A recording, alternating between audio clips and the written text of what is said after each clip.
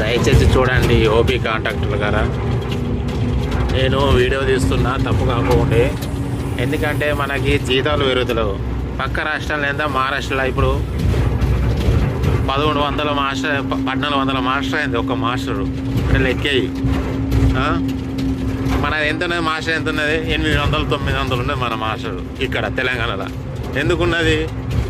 మన leader correct లేదు, మన ఓటీటీ గెలిపిస్తానే కానీ కరెక్ట్ లేదు. ఎందుకు? దొంగ రాజకీయం ఉన్నది ఇక్కడ. ఫస్ట్ 10 సంవత్సరాలు పాలించింది టీఆర్ఎస్ ప్రభుత్వం.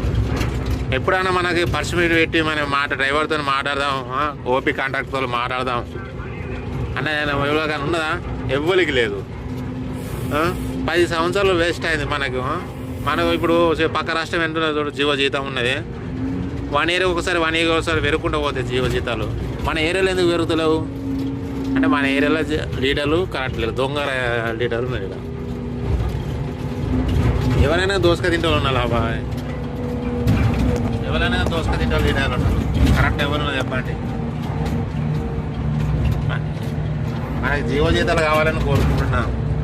1100 మాస్టర్ ఉన్నది ఇక్కడ. ఎంత? 800 900 మాస్టర్ ఉన్నది. 800 అనుకుంటారు.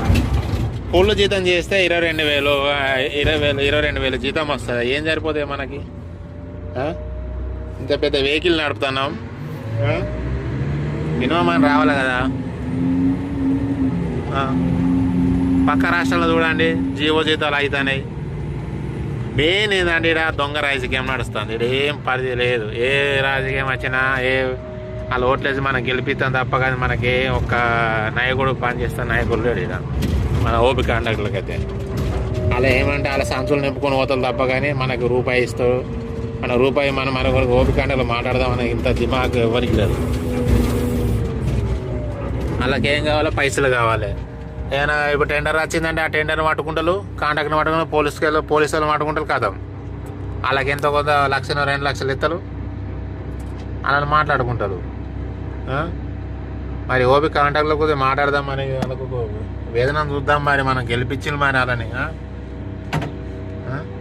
ఈ ముఖ్యమంత్రి కూడా తెలియదు. ముఖ్యమంత్రి కూడా ఉన్నాడు కానీ ఏ ముఖ్యమంత్రి ఏమో. మరి అలా జీతాలు వేస్తాం. మరి ఓపీ కాంట్రాక్టర్తో మాట్లాడదాం, పర్మిట్ పెట్టి. వీళ్ళున్నలు ఫోటో స్టూడియోలు వీడియోలు తీస్తారు కానీ వేస్ట్. ఎందుకు? వాళ్ళని అంత పైసలు ఇస్తారు కాబట్టి వాళ్ళు ఏం చేస్తారు? అట్లా నడుస్తుంది వ్యవహారం. ఏం చేద్దాం? ఫ్యామిలీలో వదిలి అంత దూరం ఎందుకు పోతాం మేము చెప్పండి? మేము దగ్గర ఉంటాం. ఇక్కడ జీతాలు బాగుంటే మేము ఇక్కడ వేయమా?